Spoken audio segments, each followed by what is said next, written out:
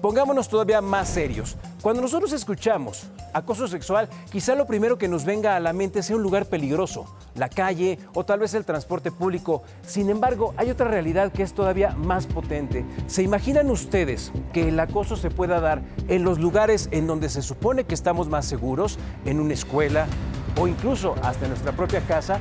Y es por eso que hoy vamos a tocar un tema bien interesante. El caso del jardín de niños Marcelino, si por favor me ayudan con los textos, el señor Marcelino Parmalat y el Colegio Carmen, que sacudió a México y evidenció una realidad dolorosa, el acoso y el abuso sexual dentro de las escuelas. Madres y padres que confiaron a sus hijos al sistema educativo y terminaron enfrentando años de lucha por justicia ante la omisión de las autoridades y la impunidad de los agresores. Pero miren, más allá de lo que haya dictado un juez, las disculpas públicas o lo urgente de entender qué está fallando, cómo prevenir que vuelva a ocurrir o qué señales deben identificar las familias para proteger a sus hijos, hoy queremos hablar con una experta. Mariana Gil es directora de la Oficina de Defensoría de los Derechos de la Infancia, AC, y me da mucho gusto que estés con nosotros, Mariana, porque creo que nos puedes dar mucha luz en algo que sería impensable, una red que aprovecha las escuelas para dañar a nuestros hijos. Bienvenida. Gracias, muchas gracias por la invitación. Bueno, sí, el caso Marcelino Champagnat, que es lo que tiene ahorita en la discusión pública este tipo de violencia sexual, es uno de 27 casos que la organización ha identificado, que son casos que, digamos, no son como un maestro que toca a una niña o un adolescente, sino que son casos en donde nosotras identificamos diversos patrones. Por ejemplo, que hay varios y varias niñas víctimas, que son muchos agresores los de la escuela los que abusan. O sea, no es un maestro, sino que está muchas participaciones, pero también hay encubrimiento, hay participación de intendencia, de dirección, de docentes, ¿no? Que los niños y niñas son muchas veces fotografiados, es decir, que este tipo de abuso se da para la producción de material de explotación sexual infantil, que es un gran negocio actualmente, que son sedados, que son sacados de las escuelas, que son, pues digamos, metidos a lugares donde los niños no deberían de estar, como ya vimos, o que se ha tocado mucho el tema de las casas de los conserjes.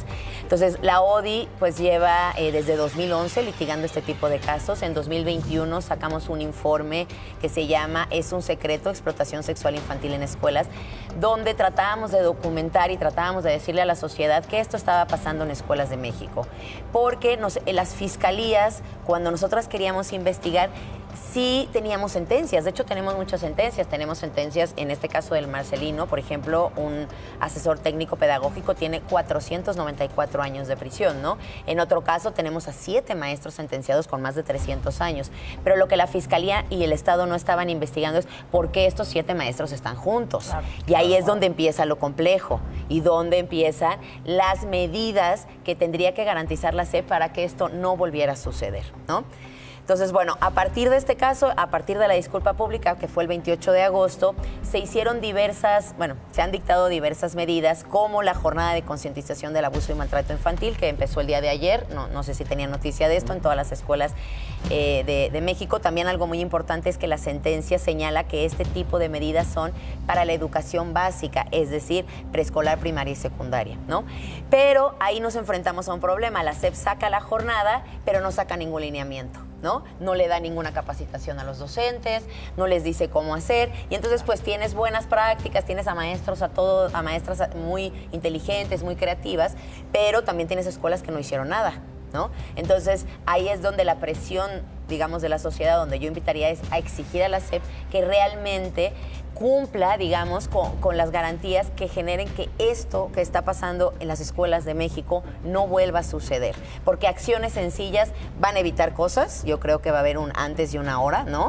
Yo pensar en que todo el mundo estamos hablando de esto, que en la escuela se está dando educación sexual integral a los niños y niñas, pues ya es un paso gigante, ¿no? Yo pensaba cuántos casos se van a prevenir, no solo de escuelas, sino, como tú decías, Enrique, de las casas. Realmente el abuso sexual donde más pasa es con personas pues conocidas, ¿no? Entonces, que los niños y niñas ya tengan esta información va a ser muy importante para prevenir el abuso sexual. ¿Cómo te ayudamos como papás? Bueno, Pues hay muchas cosas que me gustaría decirles a las madres, padres, personas cuidadoras, porque también las abuelitas, las tías, hay muchas veces que los papás por el trabajo no están tan presentes en las escuelas, pero creo que algunas cosas son muy importantes. La primera, que conozcan las escuelas de sus hijos e hijas, entren, pidan un tour, vean dónde están los baños, dónde están las bodegas, ¿dónde está la casa del conserje? Porque vamos a ver que en la mayoría de las escuelas hay, ¿no? ¿Dónde está la enfermería? ¿Para qué? Mientras la SEP haga o no haga, algo muy importante es que sus hijas e hijos estén informados. Entonces, si yo ya sé que hay un baño en el tercer piso que es para maestros, yo le puedo decir a mi hijo que en ese baño no puede entrar y que si alguien lo lleva o entra, me lo diga. Todo eso va a generar prevención, ¿sí? Otra cosa muy importante es que también exijan a a las escuelas la plantilla escolar. ¿Quiénes son los maestros de sus hijos? En muchos de los casos, sobre todo aquí aguas con las escuelas privadas, que también está siendo muy repetitivo, nos llegan casos, con los maestros y maestras que son de actividades, la de cello, la de robótica, el de natación. ¿Por qué?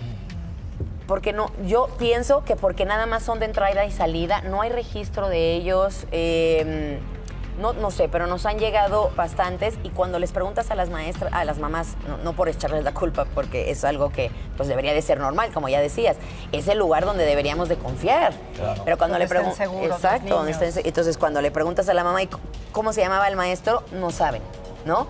Y hubo un cambio de maestro, tampoco les avisaron, ¿no? Entonces creo que un poco, digo, a mí me da mucha pena tener que ponerle esta carga a las familias, pero mientras tanto creo que es muy importante que las familias exijan, porque también así va a exigir la directora, van a exigir la directora a la SEP y va a haber muchos más controles. Por supuesto, pero bueno, imagínate que ya lamentablemente tuvimos un suceso de estos. ¿Cómo nos damos cuenta que nuestro hijo o nuestra hija está siendo abusado sexualmente? Porque muchas veces como papás, por más que estés ahí, Sí. no te das cuenta. No, pues es la realidad, ¿no? Los niños y niñas que nosotras representamos tienen muchísimas amenazas, ¿no? Normalmente no hablan porque piensan que algo les va a pasar a sus hijos, a sus papás, sobre todo a sus mamás. Entonces creo que lo primero es siempre dar los mensajes de si algo te pasa, yo te voy a escuchar, si algo te pasa, yo te puedo proteger, si un adulto te dice que algo me puede pasar, me tienes que contar, o sea, como abrir toda una canal de comunicación con sus hijos de que ustedes los pueden proteger y de que ustedes los pueden cuidar.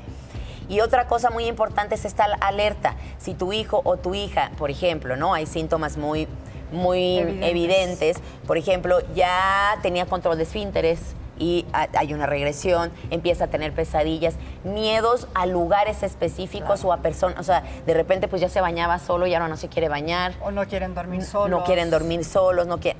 Aguas, tampoco quiere decir que si ven mañana tiene una pesadilla ya es víctima de abuso, claro. no hay que...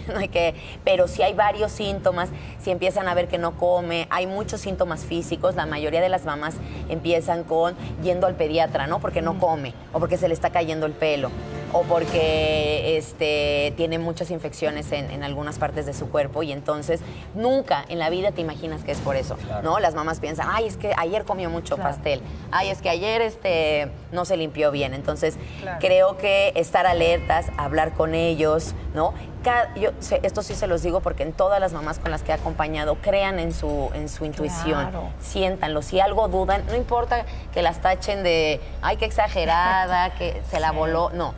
Mejor prevenir. Exacto. Yo te tengo una pregunta. Estamos hablando de niños desde muy chiquitos Sí. hasta secundaria.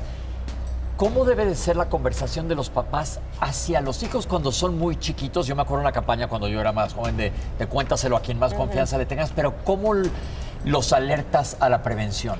Sí, creo que, nosotras tenemos unas pláticas que luego les mando para que lo puedan compartir en sus redes. Empezó este lunes, pero son 5 lunes de aquí al 6 de octubre para padres y madres de familia, sobre todo de preescolar, que es la edad un poco más complicada, Sí. como dices. Algo muy importante que referían ayer es hablar de las partes del cuerpo. Hay que decirle a las partes del cuerpo cómo Claro, se llaman. cómo ¿sí? son, sí. De repente hay muchos tabús, hay muchos temas. Otra cosa es generar hábitos sanos de salud. Si el niño o la niña van a ir al doctor, se les tiene que decir, vas a ir al doctor porque te tienen que cuidar, porque no.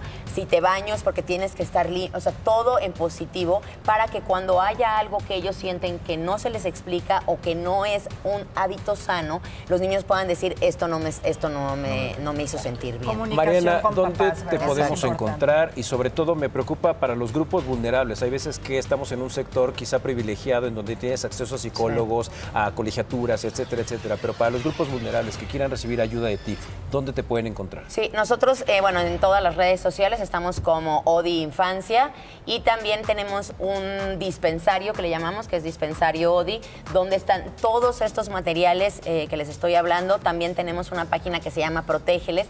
Esa página fue hecha por madres y padres que fueron víctimas indirectas de este tipo de casos. Entonces hay mucha información de padres para padres, tanto de síntomas, cómo se dieron cuenta, qué exigieron en la escuela, cómo fueron a la fiscalía, ¿no? Que podría ayudar. Mariana Gil, directora de la Oficina de Defensoría de los Derechos de la Infancia, muchísimas gracias. Y recuerden que las mejores sociedades son las que entre todos cuidamos a nuestros niños. Ojalá y hagamos equipo entre los padres, entre los maestros y entre las gentes de bien para que ningún niño tenga que tener miedo en los lugares donde se supone que debería estar seguro.